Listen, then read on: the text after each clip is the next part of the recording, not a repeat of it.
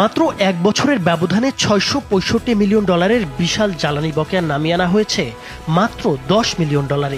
দুর্নীতি আর লুটপাটের ভারে ডুবে যাওয়া জ্বালানি খাতের জন্য এ যেন এক নজিরবিহীন সাফল্যের গল্প।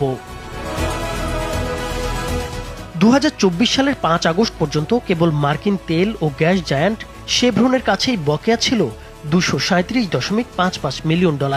সেই পুরো টাকাই পরিশোধ করা হয়েছে চলতি বছরের 21 এপ্রিলের মধ্যে। এর বাইরেও এলএনজি আমদানির অন্যান্য বকেয়া বিলও একে একে শোধ করে ফেলেছে বাংলাদেশ। আজ 30 এপ্রিল শেষ $10 মিলিয়ন বকেয়া ও কিউটিকে পরিশোধের মাধ্যমে বাংলাদেশ সম্পূর্ণভাবে ঋণমুক্ত হতে যাচ্ছে বলে জানিয়েছে পেট্রোবাংলা। গতকাল মঙ্গলবার অর্থাৎ 29 এপ্রিল পেট্রোবাংলা $94.5 মিলিয়ন এলএনজি বিল একযোগে পরিশোধ করেছে।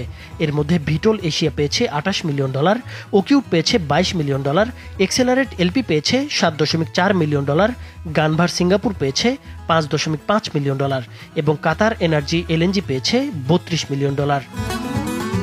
শেভরন, কাতার এনার্জি, ওমান ট্রেডিং এবং স্পট মার্কেট সব মিলিয়ে একসময় বকেয়ার পরিমাণ ছিল $665.76 মিলিয়ন। গত কয়েক মাস জুড়ে বিশাল ঋণভারে জর্জরিত জ্বালানি খাতের ঋণ কমে দাঁড়িয়েছে মাত্র $10 মিলিয়ন। জ্বালানি উপদেষ্টা মোহাম্মদ ফাউজুল কবির খান জানান, সময় মতো বিল পরিশোধ না করায় শুধু দেশের ভাবমূর্তি ক্ষুণ্ণ হচ্ছিল না, গুনতে হচ্ছিল বিশাল অঙ্কের জরিমানাও। তাই দায়িত্ব নেয়ার পরপরই বকেয়া পরিশোধকে অগ্রাধিকার দেওয়া হয়। বিপুল এই ঋণ পরিশোধ করার টাকা এসেছে কোন খাত থেকে, সেটি হয়তো অনেকের কাছে বড় প্রশ্ন তৈরি করবে। কোনো আলাদিনের চেরাগ নয়, বর্তমান কাঠামো থেকে বাড়তি এবং অপ্রয়োজনীয় ব্যয় সংকোচন করেই এই অসম্ভবকে সম্ভব করেছেন জ্বালানি উপদেষ্টা। তিনি বলেন, অপ্রয়োজনীয় প্রকল্প বাদ দিয়ে ভাতা ও অপচয়ের খাত কঠোরভাবে নিয়ন্ত্রণ করে বাজেট থেকে অর্থ বের করেছি। পাশাপাশি ব্যাংকগুলোর জন্য নিজস্ব ব্যবস্থাপনায় গ্যারান্টি নিশ্চিত করে প্রয়োজনীয় ডলার জোগাড় করা সম্ভব হয়েছে।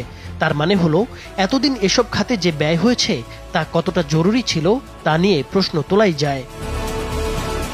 বাংলাদেশ ব্যাংকের তথ্য অনুযায়ী 2023-24 অর্থ বছরে মোট $23.92 বিলিয়ন রেমিটেন্স এসেছে, যাতে রাষ্ট্রায়ত্ত ব্যাংকগুলোর অংশ ছিল $3.4 বিলিয়ন। আর 2024-25 অর্থ বছরের আগস্ট অক্টোবরে এসেছে $7.03 বিলিয়ন, যার মধ্যে রাষ্ট্রায়ত্ত ব্যাংকের অংশ $2.06 বিলিয়ন।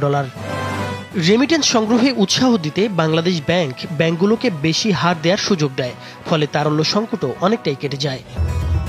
একসময় যে জ্বালানি বকেয়া নিয়ে বাংলাদেশ তীব্র সমালোচনার মুখে পড়েছিল, আজ সেই বকেয়া প্রায় শেষের পথে। সঠিক পরিকল্পনা, আর্থিক শৃঙ্খলা আর লুটপাটের রাস্তা বন্ধে প্রশাসনিক সদিচ্ছার এক অনন্য উদাহরণ হয়ে থাকবে